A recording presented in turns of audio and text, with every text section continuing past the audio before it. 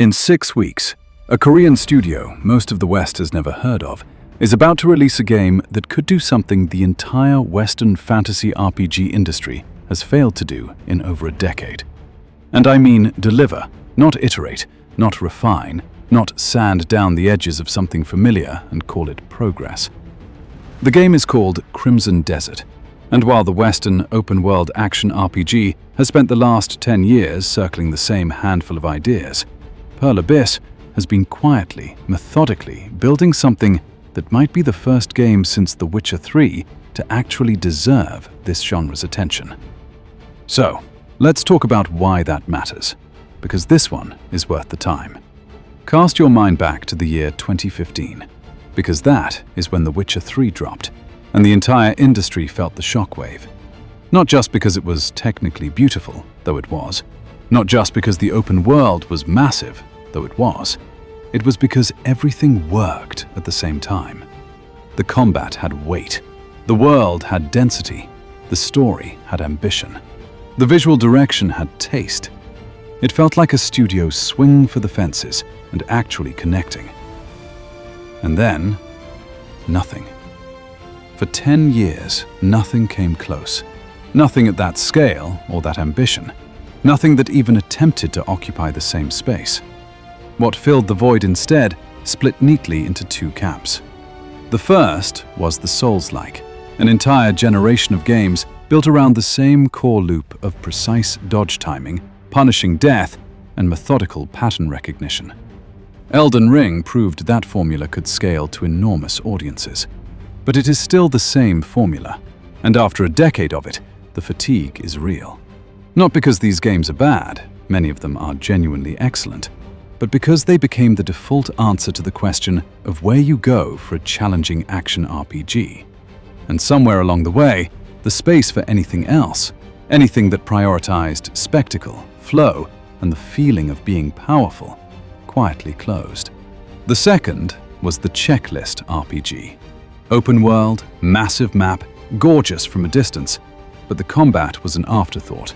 The systems were surface, and the world turned out to be hollow the moment you actually looked closely. Ubisoft made an art form of this.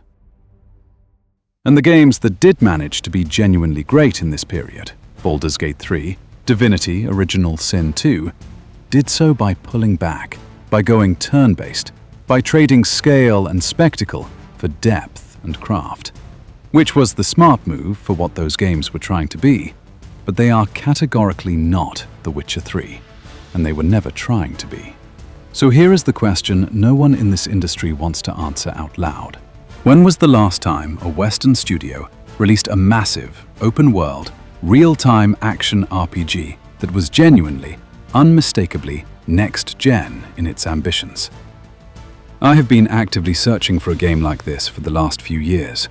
Not casually browsing, searching. Scouring Steam charts, Reddit threads, YouTube recommendation rabbit holes, playing everything that looked even remotely close. And every single time, I came up empty. The answer, if you're being honest with yourself, is still The Witcher 3, a decade ago.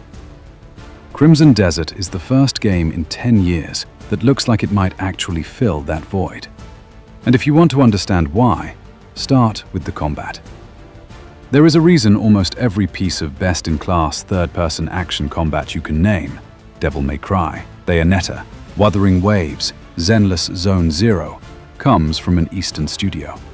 And it comes down to animation philosophy. Western action games have never cracked this. The hits don't land the way they should. The transitions feel stuttered, mechanical, like the character is navigating a flowchart rather than moving through a fight. Eastern studios, and Pearl Abyss specifically, understand something most Western developers have never internalized. Combat animation is not decoration. It is the game. And Black Desert Online is the proof. Say what you want about BDO, the predatory monetization, the cluttered UI, the bloated MMO systems, all fair. But the combat? 31 distinct classes, each a fundamentally different philosophy of how to wield destruction with precision and intent. Every single one of them best in class. And every single one of them was a decade of practice for exactly this moment. Crimson Desert's combat is built on momentum and physical expression. Chained, kinetic sequences where every hit carries weight, every transition flows into the next, and the player is not surviving an encounter, but performing one. It has nothing to do with clicking faster or memorizing dodge windows. One preview described the feeling as godlike within minutes, and that is not because the enemies are weak. It is because the controls do not ask you to think. They ask you to move. The difference between a swordsman who has memorized every form and a swordsman whose blade has become an extension of his body. One is technique, the other is instinct. But combat is only half the equation. The other half, the half that will determine whether Crimson Desert becomes a world people live in or just a game people finish, is the world itself. Pywell, Crimson Desert's open world, is reported to be at least twice the size of Skyrim. But size is the least interesting thing about it, and Pearl Abyss clearly knows this. The design philosophy is stated plainly. This is not a map designed to make the back of the box look impressive. Every region has its own density, its own identity, its own reason to exist. The world is interactive in ways that go beyond the standard open-world checklist. Mounted traversal across dragons, bears, grappling hooks, explorable sky islands that the developers describe as very important. There is a Tears of the Kingdom energy to the traversal design that suggests Pearl Abyss understands something critical. The way you move through a world defines how it feels more than any single landmark ever could.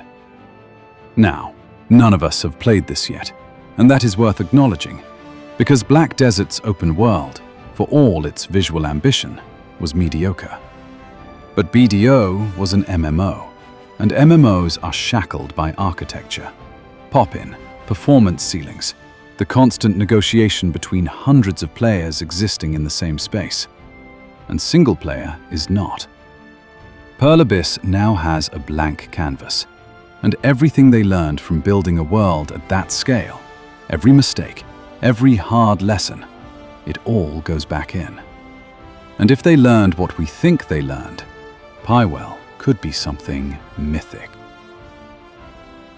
But a mythic world needs more than good design philosophy to feel real. It needs fidelity.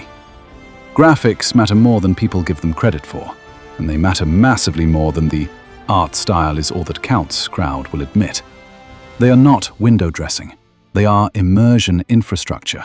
The difference between a world that pulls you in and a world that constantly reminds you it is a simulation. And Black Desert was held back precisely by this. The asset pop-in. The visual compromises forced by MMO architecture. The gap between what the world wanted to be and what the engine could actually sustain. That gap shattered presence, constantly, at the exact moments you needed to be pulled in deepest. Crimson Desert appears to have closed that gap. The footage shows a visual identity that is neither candy-colored whimsy nor the aggressively desaturated grey that so many modern games mistake for maturity. There is genuine curatorial intent here. Muted earth tones, punctuated by moments of dramatic color. Golden light breaking through storm clouds. Blood-red banners against weathered stone. Compositions that feel painterly without sacrificing fidelity. This is what happens when rendering capability and artistic vision are working in actual harmony rather than fighting each other. And underneath all of it is Pearl Abyss's proprietary Black Space engine, built from the ground up around physical simulation that most engines treat as cosmetic afterthought. Cloth that reacts to wind. Volumetric fog that behaves like actual fluid.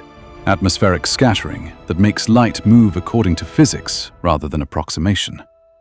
These are micro details, individually, but they accumulate into something much larger than the sum of their parts.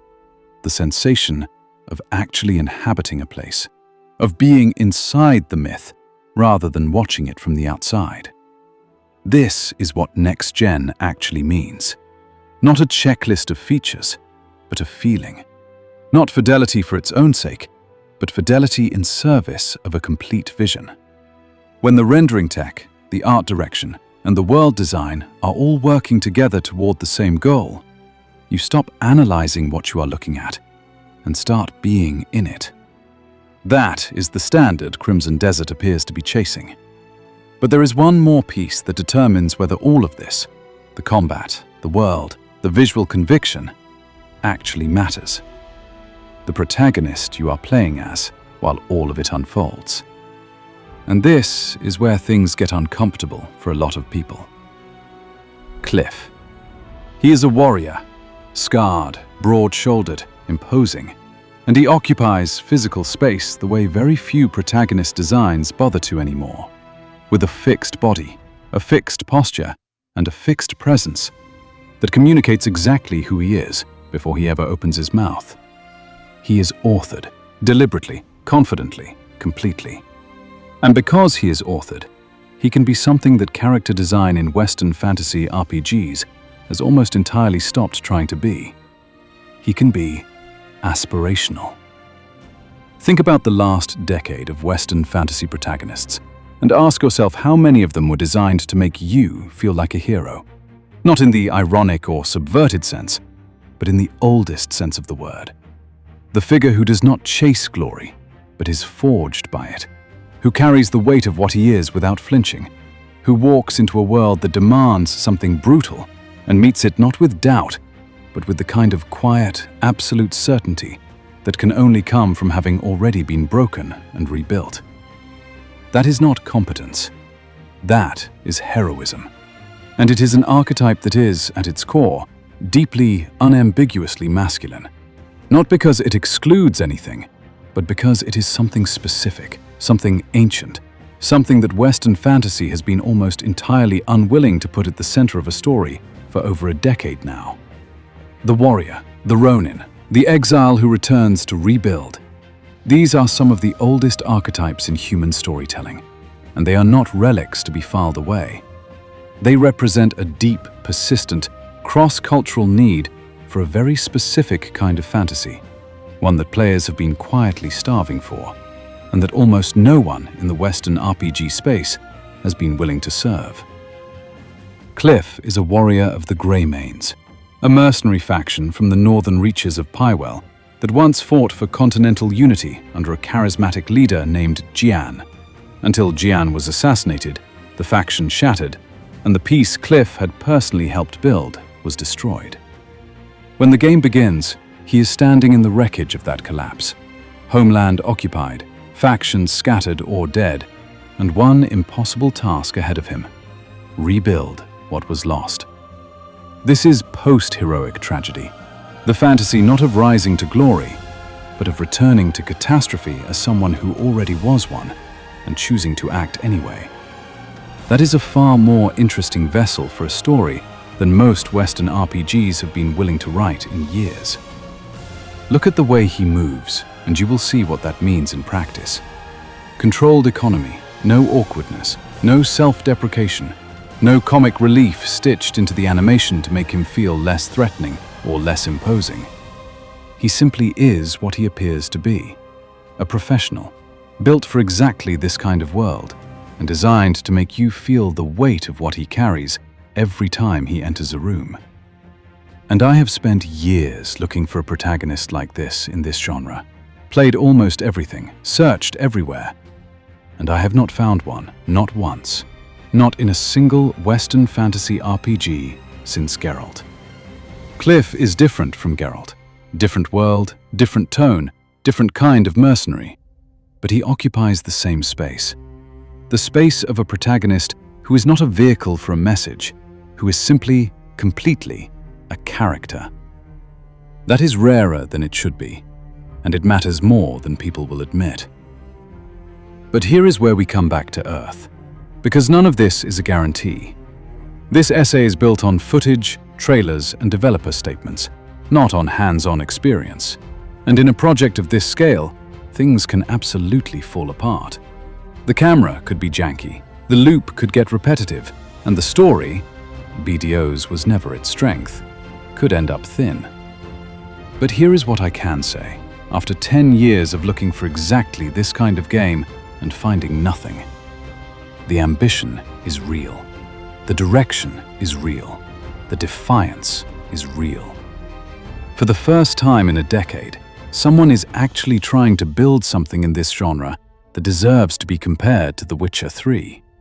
Not the game itself, not the universe, but the scale of what that game attempted, and the conviction that scale, spectacle, craft, and a protagonist worth following could all exist in the same space at the same time, and that players would show up for it.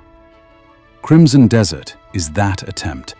A high-budget, high-stakes bet that the open-world action RPG is not dead, that it has just been waiting for someone with the skill and the stubbornness to prove it. 6 weeks. See you in Pywell.